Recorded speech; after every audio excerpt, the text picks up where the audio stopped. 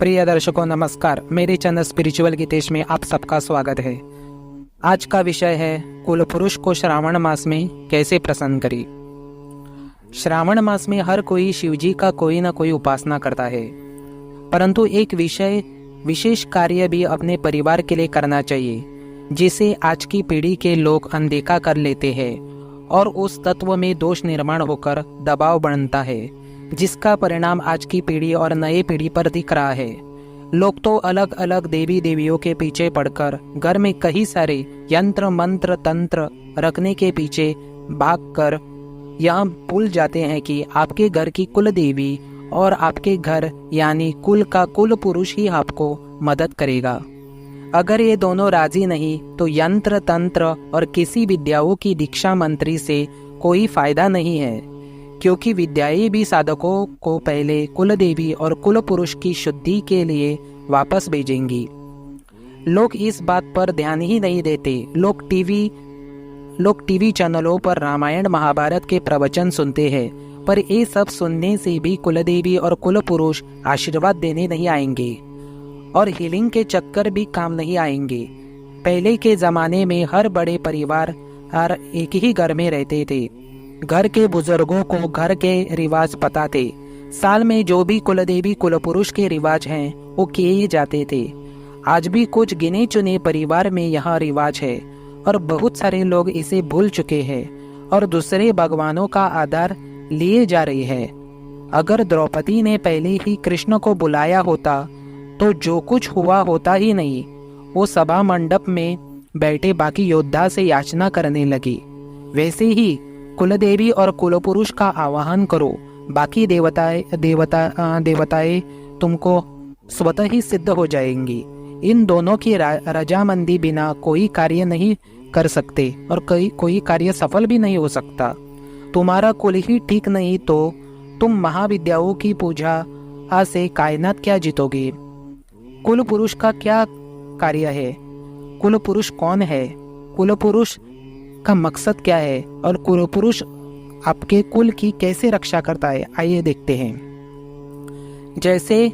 जैसे कुलदेवी कुल की रक्षा करती है, वैसे ही कुल पुरुष का कार्य अपघात से बचाना होता है, वंश बढ़ाना होता है, खुद के कुल की पीढ़ियों को सही वर्तन की संगति देना, अच्छी संगति देना, अच्छे विचार आचार विचार उनके मस्तिष्क में डालना, उनकी उन्नति करना, घर की पीढ़ी को नशे से दूर रखना, शरीर में आत्मविश्वास देना, समाज में उस व्यक्ति को मान सम्मान देना, जॉब बिजनेस में अटकाव आए तो अप्रत्यक्ष रूप से मार्ग दिखाना, शादी सही घर में करवाना, बीमारियों से रक्षा आदि कार्य कुल पुरुष भगवान करते हैं।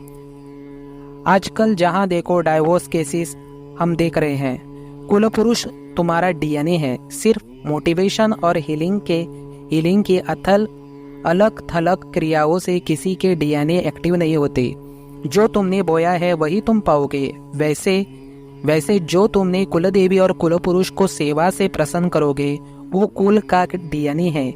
जो तुम्हारे खून में छुपा है वही तुम्हारी आने वाली पीढ़ी को संस्कारी पैदा करेगा। डीएनए खराब हो तो सब खराब। इसलिए मित्रों, कुल पुरुष की तरफ ध्यान दे।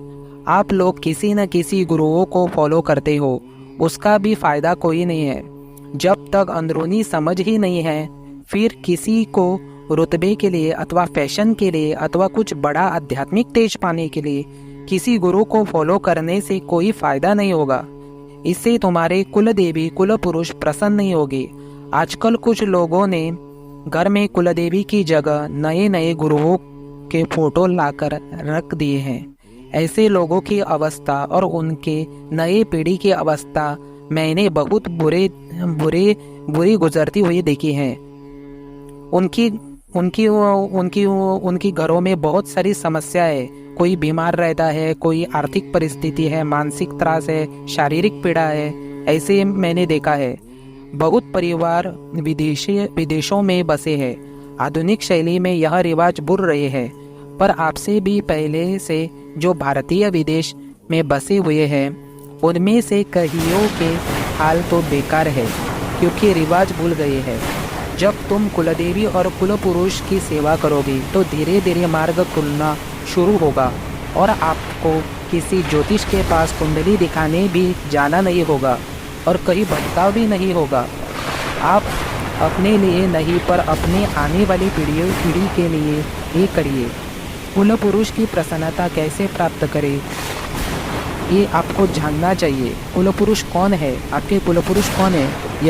यह जो आपके ब्राह्मण और पुजारी हैं, जो भी आपके पीढ़ी वाले बहुत सारे लोग हैं, उनको पूछना चाहिए कि आपकी कुल देवी या कुल पुरुष कौन है। अगर आपको मालूम नहीं है तो मालूम करना चाहिए और उनकी सेवा और पूजा करनी चाहिए। कुल पुरुष देवता जो होते हैं वो बहुत ही शक्तिशाली होते हैं। वो कुल के मुख्य होते हैं। उसके अंडर में सारे पितर होते हैं।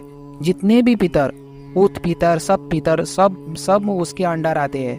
कुल पुरुष की सेवा से सभी पितर कंट्रोल में आते हैं। श्रावण मास की बुधवार और एकादशी अथवा सोमवार को घर के कुल पुरुष के नाम से सुपारी पर आवाहन करके ब्राह्मणों से रुद्राभिषेक करवाए। हमारे मराठी में इसे लघुरुद्र कहते हैं। इसके लिए 4 से 5 ब्राह्मण लगते हैं। उसमें रुद्री पाठ से अभिषेक भी होता है। उससे आपके कुल की 1 साल की रखवाली खड़ी हो जाती है। अगर आप खुद छोटा रुद्री पाठ करते हो तो उसमें भी यहाँ कर सकते हैं। उसमें हवन भी होता है। यह सब आपके आर्थिक परिस्थिति पर डिपेंड है। यह विधि पौष मास में भी कर सकते हैं, पर श्रावण मास मत छोड़िएगा। इसमें महारुद्र भी होता है। वो आपकी आर्थिक स्थिति पर रहेगा। जैसे जैसे हर साल यह सेवा आप करेंगे वैसे वैसे आपका और आपके घर में यश का वास बढ़ेगा। जो विदेश में यह विधि नहीं कर सकते वो किसी अच्छे ब्राह्मण द्वारा इंडिया में करवा के ले। आवश्यक बात यहाँ है, इम्पोर्टेंट बात यहाँ है कि यह विधि आपकी पूरी फैमिली एक होकर करे तो अच्छा रहेगा। फैमिली यह वह हो अथवा फैमिली में कोई अमीर हो या गरीब हो, सभी अहंकार और झगड़े साइड में करके आप पूरा परिवार एक होकर इसको समय दो। कोई घमंड में जाएगा तो उसको भी सजा मिलेगी। अमीरी के भी 4 दिन होते हैं। 5वें दिन समझेंगे कि पैसा होकर भी पैसा खुद के काम नहीं आया। महाराष्ट्र और साउथ में आज भी इन विधियों का पालन करते हैं। कुछ लोग अपने बच्चों सहित 10-10 साल किसी संस्था या किसी गुरु को देते हैं। उनके फोटो, यंत्र, किताबें रखते हैं। उनके लिए ध्यान विधि, मंत्र विधि करेंगे।